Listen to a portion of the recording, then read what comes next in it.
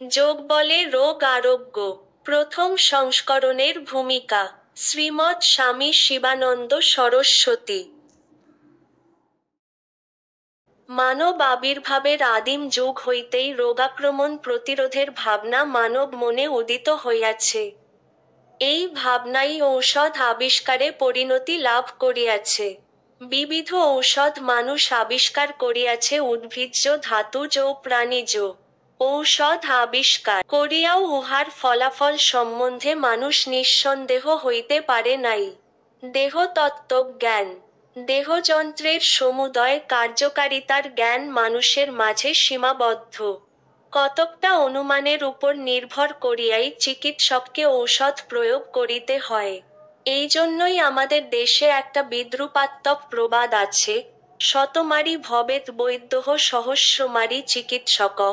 অনুমানের উপর নির্ভর করিয়া ঔষধ প্রয়োগে 100 রোগীর প্রাণনাশের পর ঔষধ সম্বন্ধে কিঞ্চিৎ বিদ্যা বা কিঞ্চিৎ অভিজ্ঞতা অর্জিত হয়। এই জন্যই ইহাদের নাম বৈদ্য। ঔষধ প্রয়োগে সহস্র রোগীর প্রাণনাশের পর যাহারা ঔষধ সম্বন্ধে অধিকতর চেতনা বা জ্ঞান লাভ করেন, তাহারাই চিকিৎসক নামে খ্যাত হন। যাহারা অসুখ হইলেই ঔষধ ও চিকিৎসকের শরণাপন্ন হয়, রোগ তাহাদের সঙ্গ ছাড়ে না। এক অসুখ ভালো হওয়ার কিছুদিন পরই আবার তাহারা অন্য অসুখে শয্যাশায়ী হইয়া পড়ে। এইভাবে বারবার অসুখে ভুগিয়া তাহারা অকালমৃত্যু বরণ করে। ঔষধের এই সুদূর প্রসারী কুফল লক্ষ্য করিয়া একদল বিচক্ষণ লোক উদ্বেগ বোধ করিতে লাগিলেন। ঔষধের উপর ইহারা বিতৃষ্ণ হইয়া উঠিলেন।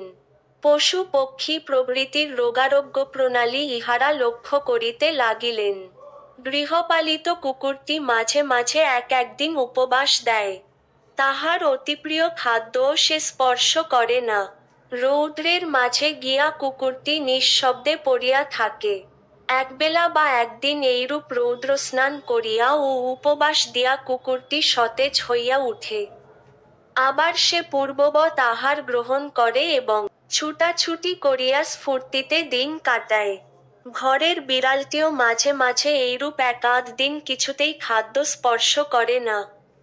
কতগুলি দুর্বা ঘাস চিবাইয়া কয়েকবার বমি করে, তাহার পর আরও কিছুক্ষণ লঙ্ঘন দিয়া যথারীতি খাদ্য গ্রহণ করে। গৃহপালিত গরুটি জ্বরাক্রান্ত হইলে কিছুতেই ঘাস খায় না। জলাশয়ের পাশে গিয়া নির্জীবভাবে পড়িয়া থাকে এবং প্রায়ই প্রতি ঘণ্টা অন্তর জলাশয়ের নিকটে গিয়া প্রচুর জলপান করে। এইভাবে একদিন 2 দিন জলপান সহকারে উপবাস দিয়া গাভীটি আবার সুস্থ সবল হইয়া উঠে। পশু পক্ষীর এই রোগারোগ্য পদ্ধতি লক্ষ্য করিয়াই ঔষধ বিতৃষ্ণ ব্যক্তিরা প্রাকৃতিক চিকিৎসা প্রণালী আবিষ্কারের প্রেরণা লাভ করেন। ইহার ফলে অতিপ্রাচীন বৈদিক যুগ হইতেই আতপ চিকিৎসা, জল চিকিৎসা প্রভৃতি আবিষ্কৃত হয়। এই প্রাকৃতিক চিকিৎসার জয়গান বৈদিক সাহিত্যের ইতস্তত ছড়ানো রহিয়াছে। ঔষধ চিকিৎসা এবং এই প্রাকৃতিক চিকিৎসা প্রণালী অতি প্রাচীন যুগ হইতে বর্তমান যুগ পর্যন্ত পাশাপাশি চলিয়া আসিতেছে। প্রাচীন যুগের ঋষিদের অহিংসা, মৈত্রী ও বিশ্বভ্রাতৃত্বের আদর্শ যেমন বুদ্ধিজীবীদের কৌলীন্য বোধের দরুন, ক্ষাত্রশক্তির দাম্ভিকতা ও ক্ষমতা লোভের দরুন এবং বৈশ্য শক্তির ধনলুব্ধতার দরুন আজ পর্যন্ত জগতে বাস্তব মূর্তি পরিগ্রহ করিতে পারে নাই, মনোজগতের খানিকটা স্থান মাত্র অধিকার করিয়া সংকুচিত হইয়া আছে। চিকিৎসা জগতেও ঠিক অনুরূপ ব্যাপার ঘটিয়াছে এবং ঘটিতেছে। ঔষধ আবিষ্কারকদের বিজ্ঞাপন ও বাগাড়ম্বরের দাপটে প্রাকৃতিক চিকিৎসা পদ্ধতিকে হরিজনদের মতোই আস্পৃশ্য হইয়া অতি সংকুচিত হইয়া পথ চলিতে হইতেছে। কোনো বিষয় লইয়া গভীরভাবে ভাবনা করিবার অভ্যাস জনসাধারণের নাই। গতানুগতিক পথে চলিতেই তাহারা ভালোবাসে। বাগাড়ম্বর ও বিজ্ঞাপনের দ্বারা এই জনসাধারণকে সহজেই প্রতারিত করা যায়। এই জন্যই প্রাকৃতিক চিকিৎসা পদ্ধতি বর্তমান যুগেও অজ্ঞাত ও অখ্যাত হইয়া আছে। মুষ্টিমেয় চিন্তাশীল ব্যক্তি ছাড়া আর কেহ এইগুলি অনুসরণ করেন না। আমাদের দেশের যৌগিক চিকিৎসা পদ্ধতি প্রাকৃতিক চিকিৎসা পদ্ধতিরই পূর্ণাঙ্গ রূপ। ঔষধে রোগ আরোগ্য করে, কিন্তু আবার ওই উদরস্থ ঔষধ বিষেই নূতন রোগ সৃষ্টি হয়। ভাবী স্বাস্থ্য ক্ষুণ্ণ হয়। প্রাকৃতিক চিকিৎসার অঙ্গস্বরূপ পরিমিত উপবাস, জলধৌতি, কাদামাটির প্রলেপ, আতপ স্নান প্রভৃতি অবলম্বনেও রোগ আরোগ্য হয়, কিন্তু ঔষধের মতো পরিণামে উহা দেহের পক্ষে অনিষ্টকর হয় না। ভাবী স্বাস্থ্যলাভেরও প্রতিবন্ধকতা করে না। সুতরাং ঔষধ চিকিৎসার চেয়ে প্রাকৃতিক চিকিৎসা মানুষের দেহের পক্ষে অধিকতর কল্যাণজনক, যদিও ইহার অভ্যাসাদি একটু বিরক্তিজনক এবং সময় সাপেক্ষ। কিন্তু এই প্রাকৃতিক চিকিৎসা পদ্ধতিরও ক্ষমতা সীমাবদ্ধ। ইহাও সাময়িকভাবে রোগ দূর করে, কিন্তু ভাবী রোগাক্রমণ প্রতিরোধে খুব বেশি সহায়তা করিতে পারে না, দেহের দুর্বল যন্ত্রগুলিকে স্থায়ী সবলতা প্রদান করিতে পারে না। অথচ যৌগিক চিকিৎসার বৈশিষ্ট্য এই, উহা যেমন রোগ আরোগ্য করিতেও পারে, তেমনি ভাবী রোগের আক্রমণ প্রতিরোধ করিবার ক্ষমতাও তাহার অসাধারণ।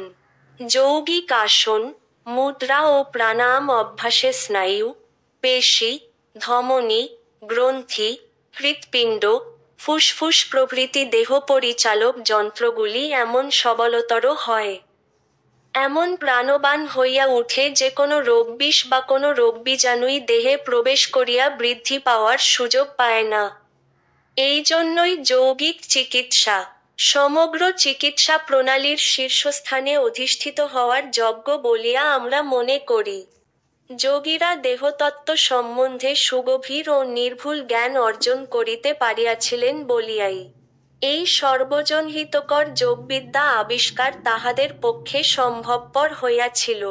বর্তমান যুগে গ্রন্থিতত্ত্ব ও গ্রন্থির অন্তর্মুখী রসের ক্রিয়া আবিষ্কৃত হইয়া পাশ্চাত্য চিকিৎসাবিজ্ঞানে যুগান্তর উপস্থিত করিয়াছে।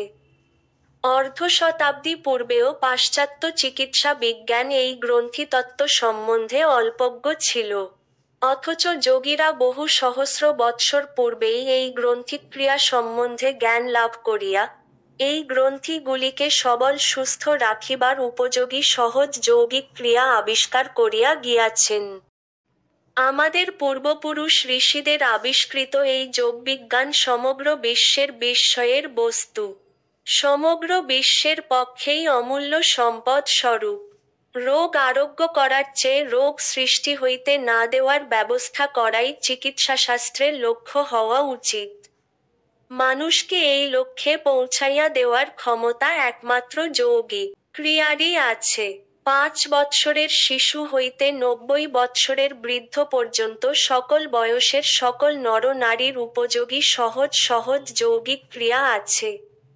আহারে বিহারে সংযত থাকিয়া, সুষম পথ্য বা আদর্শ পথ্য গ্রহণ করিয়া মাঝে মাঝে কিছু সময় যৌগিক আসন, মুদ্রা ও প্রাণায়ামাদির অনুষ্ঠান করিলে আমরণ দেহকে নিরোগ রাখা যায়, আমরণ যৌবনকে অটুট রাখা যায়।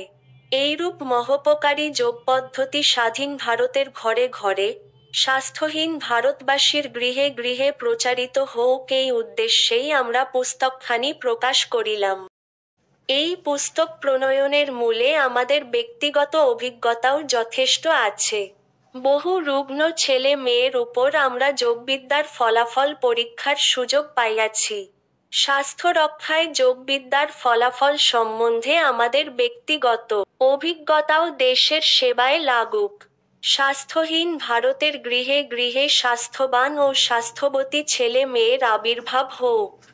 ব্যাধি ও অকাল মৃত্যু সর্বদেশের মানব সমাজ হইতে নির্বাসিত হোক, এই শুভেচ্ছার বশবর্তী হইয়াই আমরা এই যোগ বলে রোগ আরোগ্য গ্রন্থখানি রচনায় হস্তক্ষেপ করিয়াছি। এই পুস্তকের যৌগিক চিকিৎসা প্রণালী এবং পথ্য বিধি অনুসরণ করিয়া প্রত্যেক রোগীই রোগমুক্ত হইতে পারিবে, ইহাতে কোনো সংশয় নাই। রোগীদের পক্ষে আয়ত্ত করা সম্ভবপর নয় এইরূপ কোনো কঠিন যোগ ক্রিয়া আমরা গ্রন্থে লিপিবদ্ধ করি নাই। রোগারোগ্যের জন্য কোনো কঠিন যোগ ক্রিয়া অভ্যাসের প্রয়োজন হয় না। রোগীদের অনুষ্ঠান উপযোগী অতি সহজ সহজ অল্প কয়েকটি যোগ ক্রিয়া দ্বারাই সর্বব্যাধি আরোগ্য করা যায়। যোগাসনের নামে অনেকেই ভয় পায়। অনেকের এই সম্বন্ধে ভুল ধারণা আছে। কিন্তু আমাদের এই গ্রন্থে যেসব যোগক্রিয়াদি আছে, তাহা ঠিকমতো অনুষ্ঠিত না হইলেও কোনো ক্ষতির সম্ভাবনা নাই। সুতরাং নির্ভয়ে ইহা অনুষ্ঠান করিয়া অটুট স্বাস্থ্য গঠনে যত্নশীল হইবে। স্বাস্থ্য সম্বন্ধে বিবিধ জ্ঞাতব্য বিষয় পুস্তকের নানা স্থানে বিক্ষিপ্ত অবস্থায় আছে। সুতরাং চিকিৎসা প্রণালী অবলম্বনের পূর্বে প্রত্যেক রোগীকেই আমরা পুস্তকখানি আদ্যন্ত পাঠের অনুরোধ জানাইতেছি। আমরা সকলেই জানি, যোগশাস্ত্র চিকিৎসাশাস্ত্র নয়, উহা আধ্যাত্মবিজ্ঞান বা আত্মদর্শন শাস্ত্র। এই জন্যই রোগের কারণ বর্ণনা এবং রোগে নিয়ম পথ্য বিধির উল্লেখ যোগগ্রহের পক্ষে নিষ্প্রয়োজন। রোগের কারণাদি বর্ণনা করিতে হইলে চিকিৎসাশাস্ত্রের সহায়তা ছাড়া আমাদের গত্যন্তর নাই।